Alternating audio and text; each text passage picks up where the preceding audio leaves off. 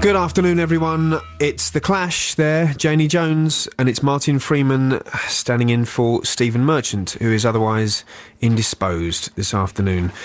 Joining me, an actor, star of Man Stroke Woman, After You've Gone, and let's face it, the mother of my children, Amanda Abbington. Good afternoon. Good afternoon, everyone. Good. It's good. You've worn a bow tie. Yeah. It's good. You've worn your old style tuxedo. Thank you. I thought I'd dress up for the occasion. You have. You've done very well. Thanks. We were just shopping. We got the nod that Stephen couldn't make it today, so we've just come from Camden Market. For those of you not in London, because it's, not too London-centric, Camden is in North London, and we were shopping for shelves. So we thought we'd come in and save Stephen's bacon. Again, like I did on The Office. Oh, man. We've been watching a lot of The American Office. We have, and it's brilliant. It's great, isn't it? It's fantastic. It's really good. Recommend it. Anyone watching The American Office out there? I feel slightly late to it, because whenever for ages people said, what do you think of The American Office? And I'd probably seen one or two of them and thought, yeah, it's good, it's good, very good, very good. But the more I watch it, the more I think, man, that's fantastic, amazing. yeah. It is really and everyone amazing, in it is brilliant. Yeah, it's very good. Not the man who plays my part. Well, possibly better than me, yes. John Krasinski, what a lovely fella he is. It's good. And it got me thinking, it's nearly as good as our Office. Nearly as good. And are there other... I think it's one of the only examples of something that you think, like a television cover version, right? Yes. That is anywhere near as sort of good or being possibly better than the original. Are there others? I can't think of any. No, I can't really. Maybe our lovely listeners can. They remade Only Fools and Horses in America. And they did. They remade One Foot in the Grave. With Bill Cosby. Yeah, and I don't think... I think it bombed. I think... It did, yeah. Well, they just turned it into... Oh, it was a different thing. Yeah, but The Office has stayed true to the original format, and I think that's why it works, and it's got a good cast. It's got a very good cast. Let us know if you can think of anything that was better than the original on television. Email us at Stephen with a PH... bbc.co.uk. You can text us, of course, also on 64046. I also was thinking who I'd like to be friends with. I was having a shower today. It was my weekly shower, and for some reason, I think because I saw Lily Allen in the week, right, and it put me in mind of Mark Ronson, her erstwhile producer. And I thought, he's good. Maybe one day I could be friends with him. We share the same hairdresser. Do you? Yeah, share the same hairdresser. And so sometimes I feel like I'm sitting in the seat while it's still warm from Ronson. Yeah. Yeah. Crikey. Pure Ronson. But he's got really good taste in music. He has. And he's only a young fella. Is he? Yeah. How old is he? About 30. But I'm calling that young. Well, I mean, obviously I'm not 30 it is yet. young. It's young. He's older than me. But, I'm thinking he's quite a good-looking boy. Even if we didn't have a good chat, I could just look at him. Do you want to be friends with him or his boyfriend? There is very often a blur. To be honest, there is very often a blur. He's young, good-looking and talented. Yeah, I know. He's all the things that I want to be, basically. It's a part jealousy, part aspiration. Yeah. Anyone you want to be the friends with? The Foo Fighters. Oh, gosh, I didn't even get the question out. No, mainly Dave Grohl, because I just think he's quite funny and he's a family man, and I think we'd have a lot to talk about. Nappies, mainly. And babies. No, he just looks like a lot of fun, and he seems really sweet and nice. And I'm going to nick your one, Burt Bacharach, as well. I'd like to. Yeah, I would like to be friends with Burt Bacharach. Like to be mates with him. Yeah, I'd love to be friends with him. I do love him. Who else? And all the cast of Friends. Don't we all just want friends like that? Oh, I'd love to just go to the Central Perk and have a cup of tea with Matt and all the other people. All the other friends. I tell you what, though, I wouldn't mind being friends with these guys. It's the marvellous Ian Dury and the Blockheads, of course. What a waste. I do play Ian Dury and the Blockheads fairly often when I'm on the radio, and I make no apology for it. And yes, I'm a friend of the band. Oh, there we go. I can't help it. Can't help it. They wanted to be my friend. I was glad to. Obliged. Yeah, obliged, yeah. Do you sing with them, hun? Occasionally. Yeah, what do you sing? I sing a song called One Love. What's it from? It's from a film called Confetti that I did. Now then. Oh, look, we got an email already. Or a text message. Good. Look, I mean, it's written down. It's not a phone call, is it? Jude, the producer, having a go. Oh, it's a text message. No one cares. Right, a text message. This is from Karen in Oxford. I think this is a remake. She wants this to be seen. Has to be Battlestar Galactica. It is so good. That's succinct, isn't it? Thank you, Karen. Is Battlestar Galactica that good? I remember it as a child. Yeah. And then I got it muddled up with another one. Was that the one with the biddly? No, that was Flash Gordon. No, wasn't it? No, there was the little the little robot. No, wasn't he? No. She's dying to say something, isn't she? She's dying to come in with something. Biddly was Battlestar Galactica. It was Battlestar. No, that was Buck Rogers. Hey, Buck. that was Buck Rogers. Hey, Buck. That's why I get them confused. You see. Yeah. Well, we got another one here. Interstellar stuff. Oh, it's too much. It's too much for me. But speaking of Interstellar, we've got one from Dave from Manchester. Thinks, I hear they are making an American Spaced.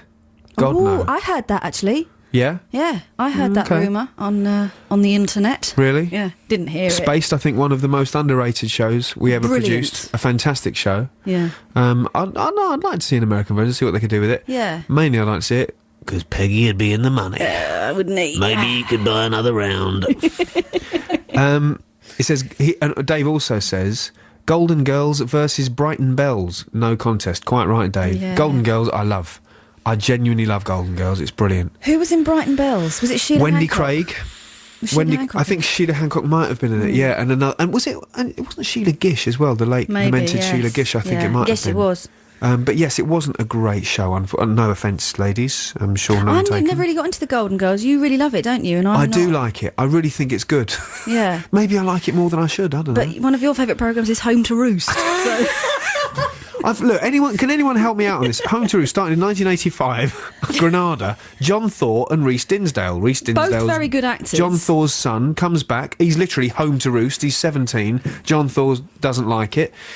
Written by, oh God, now I've forgotten his name, but the writer of Rising Damp, brilliant writer. And I've been maxing out on Home to Roost, and it's quite Martin wanted to buy the box set of it the other day, and I refused. Was it all 4 series or something? Yeah, you balked. Nobody needs that many Home to Roost. No, I'm enjoying the first series though. It's excellent. On his own. Well done. Yeah, on my own. Yeah, when you're out.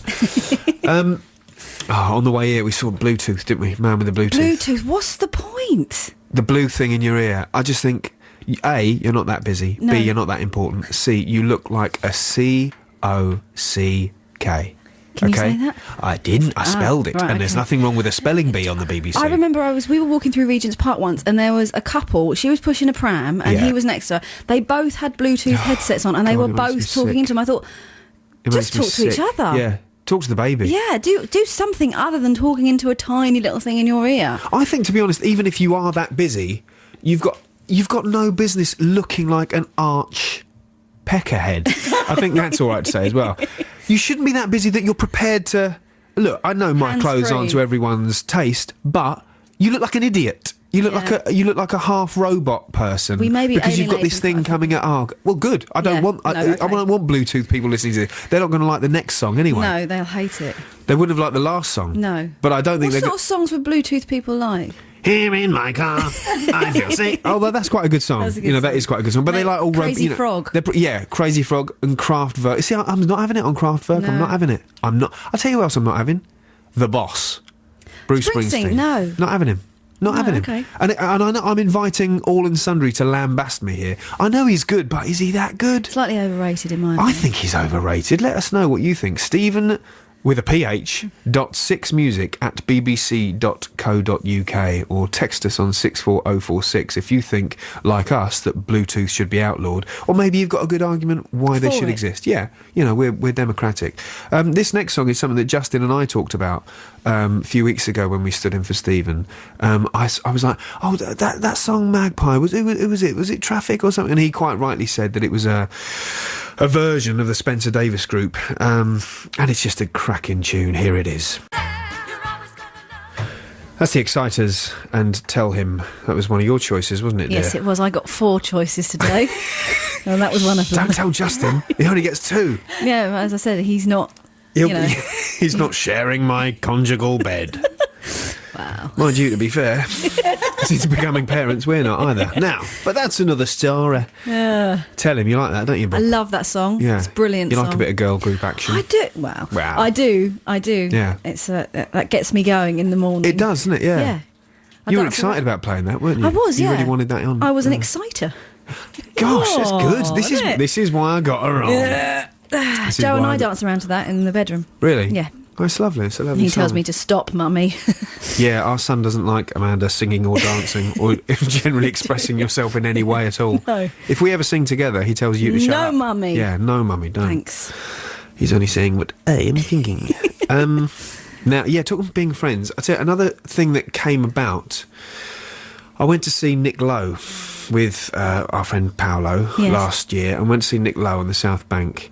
And while idly having lunch a little while afterwards, we were idly saying, and I said, like jokingly, how can we get to be Nick Lowe's friend? And then that ball kind of went in, it kind of started rolling, because a friend of Paolo's is a very good friend of Nick Lowe's, and so now that is sort of, we might have a meeting or something. Really? And now I'm a little bit worried that he might think I'm mental. Yeah. Do you know what I mean? That it's like, I want to be his friend. Yeah, I know. With I love Nick Lowe. Oh, God, I know. He might think I'm a bit strange now. Setting up a meeting to become friends.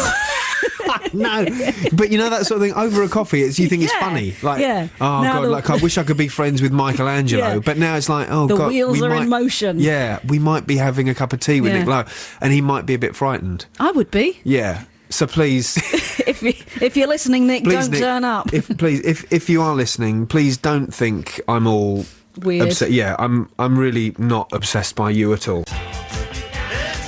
That's Nick Lowe, Cruel to Be Kind. See, I'm not obsessed at all. I just brought in a acetate that I stole from his manager, Jake Riviera. There, he didn't even know, but I'd actually lifted it from him.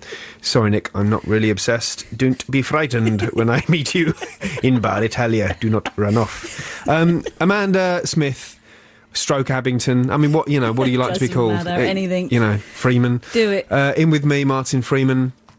Standing in for Steve Merchant, who is ill. Unfortunately, get well soon, Steve. He will. He's not that. It's not that bad. He's not got the plague or anything. I think he had a dodgy sausage. Yeah, we're standing in, aren't we? And we were asking people what television is better than the original. And I've got something here from Anne-Marie. It says, the new Battlestar Galactica is so good. In fact, it's brilliant. Watch it. That's an order. Now? That's an order, yeah. Okay. See you later, everyone. Just going to watch some Shazbot. Matt in Fetcham says, Karen is wrong. New Battlestar sucks pus compared to the original. Well, thank you, Matt. It's good. It's like Newsnight. I've got one from Martin from Norfolk. Oh, yeah. Says, afternoon all. I think the Martin show sounds far superior to the Steve show. What do you think? And the new Battlestar Galactica is better than the old series. I like the cut of Martin's jib. Thank you, Martin. Yeah. It's good that us Martins stick together. Yeah. Martin from Northolt, Martin Freeman, Martin Bormann of the Third Reich. 3 good Martins. Probably not that one. No, not that one. No, absolutely not. No, Martin Bormann, bad. Bad Martin. Say Martin Clunes. Yeah. There we go. I've got here Calvers in Woking. Come on, we all know he's from Woking. We'll be playing him later. We'll be playing him later. He says, or she, who's Calvers? Who do you think, Jude? All right. Not sure. Calvers in Woking says there was an American Fawlty Towers. I think B. Arthur played the Basil character, but after the first episode they wrote her out and made Sybil the main character. It bombed.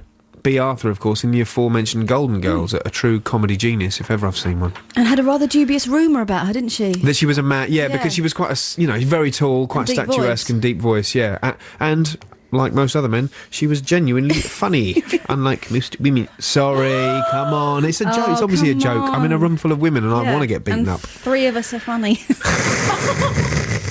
Go on, what have you got? I've got one from Emma in Livingston. She says, I've just started watching The American Office despite my cynical assumption that an Americanised version couldn't translate. I've now got it series linked on Sky Plus and can't get enough. It's slightly more surreal but just as funny. Lovely stuff. Lovely stuff. No, I agree. It is a beautiful it's a beautiful thing. I'll tell you what I like. These guys. That's the super furry animals and the wonderful golden retriever. You're listening to Six Music. I'm Martin Freeman. We'll be back after the news with Rachel and Andre. On digital.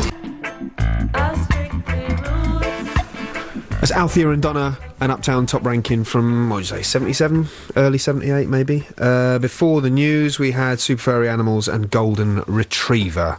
Apologies for that, Althea and Donna. I think that was like a demo version. It certainly wasn't the 7-inch that I've got on my crisp biscuit at home.